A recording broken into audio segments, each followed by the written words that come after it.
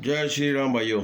और भाइयों कैसे हो भाई? अपना घर पे रहो, ध्यान रखो, कोरोना को लेके सीरियस रहो, अपना और अपने परिवार का ख्याल रखो।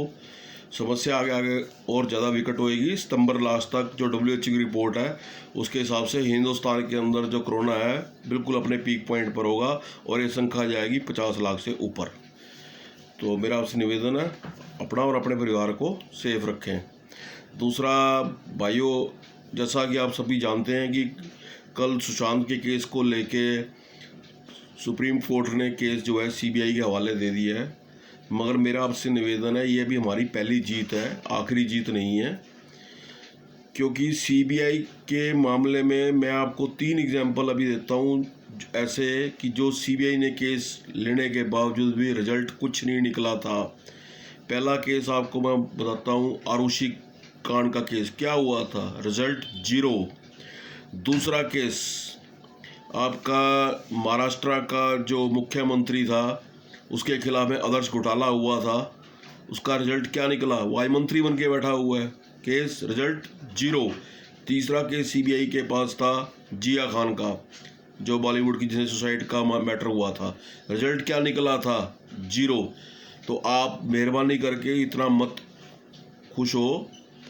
CBI कोई भगवान नहीं है। जब कोर्ट के, सुप्रीम कोर्ट हो गए, हाई कोर्ट हो गए, जब जज बिक जाते हैं तो CBI क्या कोई आसमान से थोड़ी आई है भाई, वो भी इसी देश का एक हिस्सा है। CBI को बिकने में कितनी देर लगती है?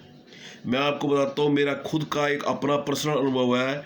हमारा एक हरियाणा के अंदर एक ज़मीन का मैटर था, उस विषय को लेके हमने हाई कोर्ट के अंदर अपील की।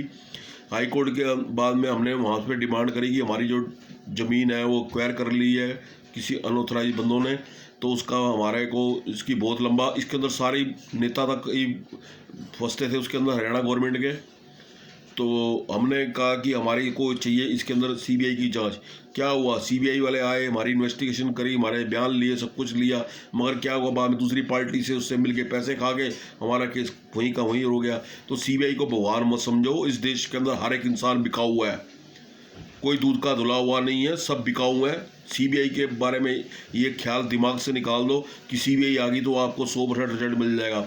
और दूसरा जो सुशांत मर्डर का केस है, ये केस कोई ऐसा कोई छोटा मोटा केस नहीं है, इसकी तारें दांव तक जुड़ी हुई हैं और इस केस के पीछे बहुत पॉलिटिक्स है, गुंडा राज भी है, सब कुछ है। इसलिए इस केस के अंदर इतनी जल्दी रिजल्ट और इतना अच्छा रिजल्ट मिलने की संभावना के लिए सिर्फ आप प्रार्थना करो, मगर रिजल्ट को 100% सच मत मान लो। तीसरा, सड़क 2 के विषय को लेकर मैंने कल भी बताया था, इसके ट्रेलर को 1 करोड़ से ऊपर डिसलाइक मिल गए हैं।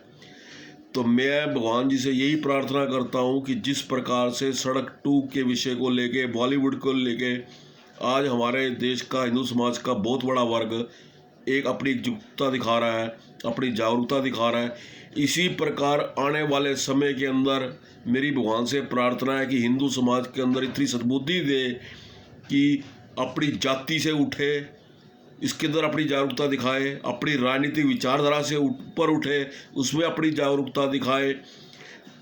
आपका जाते हैं वहाँ पे मज़ारों पे, उससे दूर हटे, उसमें अपनी जागरूकता दिखाए। बॉलीवुड के हीरोओं हीरोइनों की जाके पिक्चरें देखते हैं, उनका बायकॉट करने के अंदर अपनी जागरूकता दिखाए। तो मेरा भगवान से बस यही प्रार्थना है आज कि भगवान हमारे हिंदू समाज के अंदर एक सद्बुद्धि दे। कम से कम हम जातियों में तो ना लड़ें, हम कम से कम राजनीतिक पार्टियों के विषय को लेकर आपस में तो ना लड़ें, हम कम से कम जाहिल जो कौम है उससे दूरी बनाने में एकजुटता बना लें, हम कम से कम मज़ारों पर जाकर तो ना टक्करें मारें अपनी। इसके अंदर भी भगवान हमारे को थोड़ी सद्बुद्धि दे, और ताकि मेरा देश जो है, हिंदू राष्ट्र जो है वो एक हो, मेरा हिंदू समाज जागरूक हो और उनमें एकता आए। बस यही मेरी प्रार्थना है ईश्वर से। और मैं आप सबसे भी यही उम्मीद करता हूँ कि आप भी जिस तरह का आपने सुशांतु केस को लेके आपने जागरूकता दिखाई है, उसी प्रकार हिंदू समाज के विषय को लेकर भी अपनी जागरूकता दिखाओ। और भाइयों, मेरा आपसे हाथ जोड़ के फिर निवेदन है, कृपया करके जात पात से ऊपर उठो। ये जात ही जो है सबसे बड़ी बाधा है हमारे हिंदू समाज की एकता के लिए। आज हमारा जो दलित का बहुत बड़ा वर्ग है वो हमारे से दूर क्यों होता जा रहा है? कुछ कन्वर्ट क्रिश्चियन में हो रहे हैं, कुछ मुसलमानों में कन्वर्ट हो रहे हैं। उसका कारण यही है कि हिंदू समाज से उनको काफ़ी हद तक जो उम्मीद करते हैं रिस्पेक्ट की, वो उनको नहीं मिल पाती, क्योंकि हम जातियों में बंधे हुए हैं और हम उनको अपने करीब नहीं लाना चाहते। इसलिए वो समाज, हमारा जो दलित समाज है, बहुत हमारे से दूर होता जा रहा है। उसको नज़दीक लाएं, अपनी जाति से ऊपर उठें। सिर्फ एक ही नारा दें, मैं पहले भी कहा था, बार बार कहता आ रहा हूँ, आज भी कह रहा हूँ, जब तक हर एक हिंदू ये नहीं बोलेगा मैं सिर्फ हिंदू हूँ और मेरी कोई जात नहीं, मेरी कोई राजनीतिक पार्टी नहीं, मेरा कोई इशू नहीं। भैया इलेक्शन 5 साल में एक बार आते हैं, उस टाइम कर लेना जिसकी जय जयकार करनी हो, कोई मनाही नहीं है। मगर आज भी से हिंदू समाज को एक करने का है, तो मेरा आपसे निवेदन है, कृपया करके आज सिर्फ एक ही आवाज़ निकाला करो, एक ही नारा दिया करो कि हिंदू समाज एक हो, हिंदू समाज जागरूक हो और हिंदू समाज आपस में प्यार मोहब्बत से, भाईचारे से मिलके रहे, सबके सुख दुख में काम आए और सबके साथ मिलके चले समाज के अंदर। ठीक है ना भाइयों? जय श्री राम।